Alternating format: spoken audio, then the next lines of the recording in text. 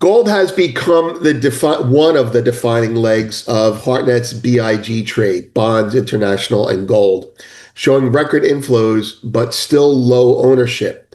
Over $34 billion has entered gold funds in 10 weeks, yet institutions hold only 2.4% and retail less than 1.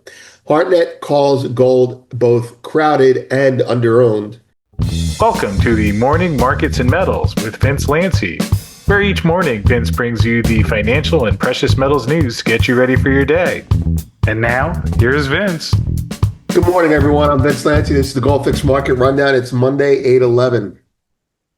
There's the homepage. We're going to be talking about the Hartnett gold status update. So he put out a flow show every week, roughly every week, and we cover it. But we got a lot of new subscribers recently. We wanted to, and we do a long form walkthrough. We wanted to do a breakout of the gold stuff for readers, for those of you not so inclined to listen to podcasts. So let's start with the markets. 10-year yields are 4.0, unchanged offer. The dollar is 98.55, up a little. The S&P 500 is 66.85, up 12. The NASDAQ is 24,921, up 26. The VIX is 2053, strong but off its highs. Gold is 42.80, up 29. That's more than a dead cat bounce. Silver is 52.04, up 17. I'll call that a dead cat bounce for now, but it's $52. Copper is 493, unchanged offer. WTI is 57.25, down 45. Natural gas is 309, up 18. New glasses, stronger lenses. I can't see anything anymore. Bitcoin 110 spot 900. That's encouraging. Ethereum over 4,000 again. Palladium and platinum mixed. Gold, silver 82. That's fine. And grains are mixed with wheat a little bit offered, slightly offered. Okay, where are we?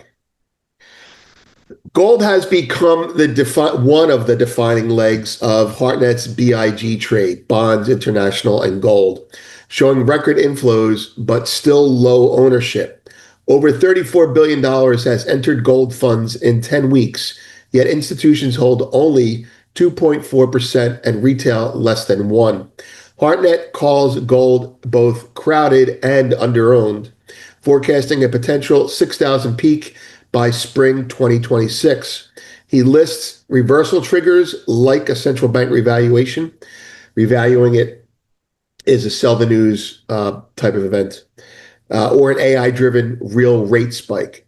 We add that U.S. investors treat gold, despite what we're being told, and you know I'm bullish gold in general, but we think U.S. investors are treating gold as an add-on hedge, not a sale-funded shift. They're not selling AI to buy gold. They're margining AI to buy gold, and that leaves room for forced selling in an equity downturn. I give you an example of that's a dip you can buy. All right, so that continues in the premium post. Hartnett's gold status update. Do some charts today. News, how India broke the silver market. Bloomberg put out a story almost saying that, and so we took that and a couple other insights and we put it together and created hopefully a more comprehensive version of what they were talking about. Founders kiss 2% inflation goodbye. We have talked about the on-ramp to yield curve control, although it hasn't happened yet. I mean, the on-ramp has happened. We've talked about financial repression. We've talked about there are only two ways to control inflation, by raising short-term rates or letting long-term rates rise. And those are different manifestations of the same phenomena. And that phenomena is inflation must float at a higher rate. BCA has their own version of that, and they talk about it like it's a regime change. And we break that report down and put it in context of things that we've talked about as well. Essentially, if you're following recent events, Powell abandoned FAIT, which is the, what's it stand for? Something average inflation target. I don't know, financial, fundamental, floating. Fugazi average inflation target, and he abandoned that in August, and that's when gold started taking off. Uh, Other countries are rethinking how they calculate inflation. The US is rethinking how it calculates inflation. And all the recalculation, rethinking is about tolerating higher inflation. So we're seeing, to paraphrase BCA, the regime change has gone from stable prices, the Fed needs prices to be stable, to the Fed is interested in getting real rates down. Real rates are too high. So real rates are too high, and that has a lot of negative effects on the financial aspect of the economy. And as real rates come in, real assets are going to get another boost. And I think that's why it's one of the kickers for why the metals are doing what they're doing. And they put it this way. They say the Fed is lowering short-term rates, right? So they're no longer fighting inflation at the short end of the curve. And the Fed is currently ostensibly letting long-term rates rise. So long-term rates rising would be theoretically fighting inflation. However, they make the case, as Zero Hedge and we do and other people do, is that eventually they'll stop the long-term rates from rising, and they will cap those, and that's yield curve control. And that will be squashing inflation manifesting in the bond market, which means the dollar goes to zero, gold goes to infinity, and silver goes to infinity plus whatever the LBMA is short. So that's the idea behind it. And we think it's an incredibly different take than how we looked at it. And we think it's, because of that, something worth to look at. Hartnett buy bonds, hold gold, and rotate stocks. That's the full Hartnett walkthrough, but we broke that out for the gold aspect we just described to you. Why central banks should sell gold is nonsense. We stand by that. When gold speaks lately, the Fed falls silent. That's an observation that we made after seeing an interview with Powell, and then also reading a report by T.S. Lombard, how the Fed is letting gold. I'm paraphrasing, but T.S. Lombard's like the Fed is gold is rallying because the Fed is repressing everything else. The word is repression today. But Founders Sunday discussion, that was a long, well-participated discussion about many things.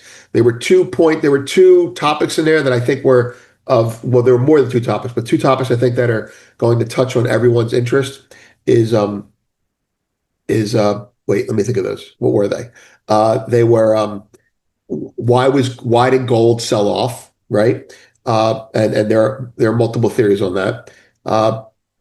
How to express if you're bullish now at this late stage of the game, very tactical, and what we think is going to happen going down the road. There's a lot of topics in there. And there's also, of course, an update on mercantilism, and mercantilism from a point of view of philosophy, and how the world is no longer global. It's a sum zero game. And that's really coloring, I think, the behavior of everyone, not just the US. The chat, there have been a ton of questions in the chat. I think I got to a decent amount of them during the founders discussion, and that recording is for premium. Everyone can see that. And data on deck. I have to look into it, but CPI has been rescheduled for Friday. It probably has to do with you need a CPI data number so you can redo COLAs, cost of living update adjustments for retirees and what have you, and unions and what have you. So we'll keep it short today. I do want to look at the charts though for a second. So I want to zoom out a little bit here. Gold's at 41 as of 42, 42.60. Anyway, I'm looking for a pattern here, and we've all seen all the metals rise, and it seems like they're rallying for different reasons. Silver, there's a short squeeze. Platinum, demand is up. Gold is a monetary hedge or a debasement hedge. And I think there's more to it than that. I mean, or put it this way, there's less to it than that. All the stories and all the reasons for a gold rally, you know. and all the metals, I think they're rallying for the same reason. So I'm going to look for that pattern and I'm going to rationalize that. So here's the daily: silver, platinum, copper, gold, and I looked at palladium as well. And if you look at it, you say, okay, they're all rallying, right? Right. So you go, all right, well, maybe the dollar is weaker during this time frame, starting, let's say September 1st, right? Just August 26th is really the date I have in mind, but let's just use September 1st. So let's see. Has the dollar been weaker since September 1st? No, it's net been stronger. Have 10-year yields been collapsing or screaming higher since September 1st? They've been lowered, they've been weaker, which is good for bonds, but not compellingly so. Remember, gold's rallying because rates are going up, gold's rallying because rates are going down, gold's just rallying. So our stocks, getting hit since September 1st. We had a big correction the other day, but stocks are not hit. They're net up. Does oil have anything to do with this? Well, shit. I mean, oil's a reason to not be long gold. Oil as an indicator of inflation, which seems to be fading in relevance, is not telling you to be long. Let's pull silver back up there. All right. So I've done this already. I recognize this, and I'm just going to walk you through it. All right. So there's your pattern. You say, okay, everything's going up and to the right, up and to the right, right? Let's go to the weekly though. Right. And let's start with gold. Actually, let's do this. And let's start with August. Let me hide the Bollinger Bands here. Let's start with, let's use gold for our I know August 26th, that's when it started. There you go. There's your date. Okay, so look at gold, look at silver, look at platinum, and look at copper. They all started from different points. Silver hovering near the highs, platinum hovering near the highs, copper well off the highs on a big sell-off, and gold essentially at the highs. Look at the behavior of all four of these markets after the dotted line. Everything is, to varying degrees, parabolic spike, right? Parabolic, or what's the word? Exponential, geometric, parabolic. I don't know what the numbers, but that's basically it. Look at all three. Look at all four of these markets. Now let's substitute palladium for platinum and see if palladium does that as well. And palladium does do that as well. What are we saying? Like August 25th is my yeah, look, there it is, right? So there you go. In fact, let's start with August 4th because copper gives the clearest change in behavior, right? August 4th, the market starts ramping and gets geometric, right? Palladium starts the week after, starts ramping and gets geometric. Silver starts ramping and gets geometric a little faster. Gold flatlines for 3 weeks and starts moving in a very orderly but geometric thing. I would say this to you. I don't care about the reasons. It's all the same buyer. It's all the same buyer. Someone is buying silver, palladium, platinum, copper, and gold. They ain't buying oil, They ain't buying corn. They ain't buying soybeans. They're buying all the metals. So who is buying all the metals? I don't know. But all the stories that we hear and all the stories that we read, and they're all different reasons, they are, sorry to say, to make us feel like we understand what's going on. And we do understand what's going on. And I'm telling you that behind the stories, here's the story. Someone is buying everything. Who are the candidates? The US government just listed silver as a critical mineral. The US government just started buying rare earth companies. It just started ring fencing its natural resources. The US government, whether directly or through proxies, is my first or second leading candidate. My other first or second leading candidate is the macro discretionary funds who see what I see, who think like I think, and have a shit ton more money than I do.